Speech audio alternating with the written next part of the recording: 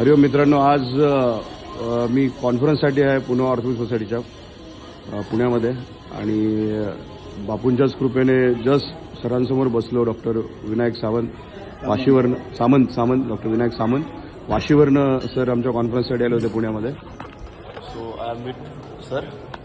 आणि गंमत अशी की सर हे बापूंचे ज्युनियर निघाले नायरचे. सरांनी मी रिक्वेस्ट केली की थोडंसं 2 मिनिटं आम्हाला बापूंबद्दल सांगा, कारण आपल्या सगळ्यांच्या जवळचे बापू आहेत आपले सद्गुरू. सर प्लीज मला सांगा, तुम्ही नायरला सर बापूंसोबत होता. कोपीवाला national medical college, Nair hospital, Mumbai इथे मी MBBSला 1977ला ॲडमिशन घेतली.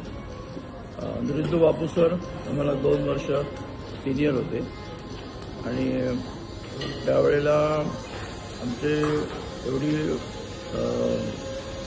ओळख आणि एवढा आमचं स्नेह होता. बरोबर. की दुपारी लंच ब्रेकमध्ये आम्ही आमच्या कॉमन रूममध्ये म्हणा किंवा लंच रूममध्ये बऱ्याच वेळा आम्ही एकत्र जेवायला बसायचो. So lucky sir, so lucky. ते डबे यायचे घरून, वा. डबे उघडून आम्ही खाणं खायचो. क्या बात आहे, अंबज्ञ.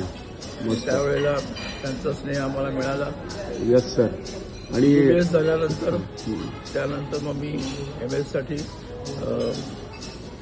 घाटकोपरला शिफ्ट झालो. बरं. एक पोस्ट वाशीला केली.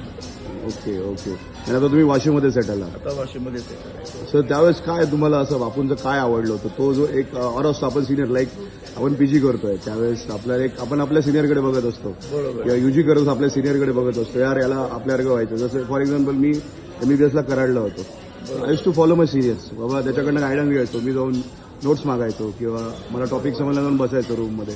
तर तसं तुम्हाला बापूंबद्दल त्यावेळेस काय वाटायचं किंवा कसं तुम्ही त्यावेळेला बापू शांत होते. मराठी वाङ्मय मंडळ आमचं जे होतं त्याच्यामध्ये त्यांचा भरपूर सहभाग व्हायचा. आणि त्याच्यामुळे आम्ही जी मराठी मुलं त्यावेळेला MBBSला होतो त्याच्यामध्ये बऱ्याच प्रमाणामध्ये भेटगाठ होत राहायच्या. आणि मराठी वाङ्मयामध्ये बापूंना इंटरेस्ट आहे. मराठी वाङ्मय मंडळ आमचं जे होतं ना त्याच्यामुळे आमचे प्रोग्राम व्हायचे. बरोबर. नायरला त्यामुळे जास्त भेटगाठ व्हायची. राईट. आणि त्यावेळेस तुम्हाला मग तो कसा त्या ठिकाणी काही बापू वाङ्मयाबद्दल डिस्कशन चर्चा असं काही व्हायचं पूर्वी?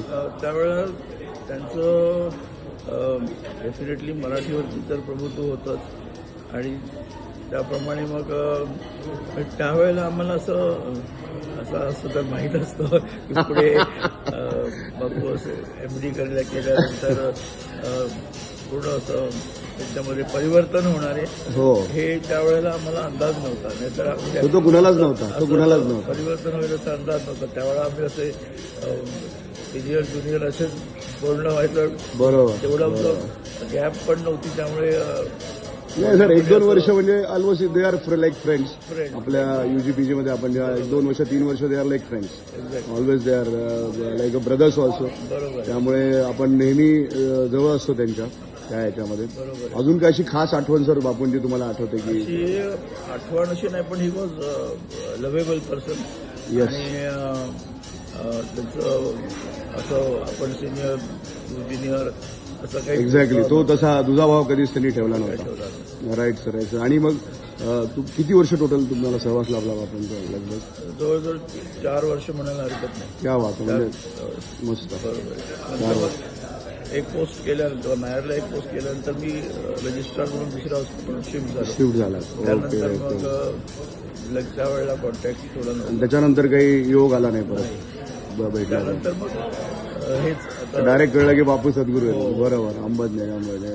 So you are so lucky की तुम्हाला 4 वर्ष बापूंसोबत राहता आलं, त्यांना जवळून पाहता आलं आणि अनुभवता आलं. म्हणजे मला खूप छान वाटलं आज तुमचं हे ऐकून. म्हणजे त्या जुन्या आठवणी तुम्ही पण खुश झालात दिसतंय मला चेहऱ्यावर. आणि मला पण खूप आनंद झाला की कॉन्फरन्स आज संडेला असताना लकीली ब्रेकफास्टला आपण भेटलो. आणि बापू हे म्हणतात there is coincidence, nothing is coincidence but it's God's plan to remain anonymous. So हा कोइन्सिडन्स नाही आहे, बापूची इच्छा आहे आपण तुम्ही मला भेटावं असं मी समजतो. अंबज्ञ श्रीराम. जय जगदंब, जय दुर्गे. Thank you sir. नमस्कार.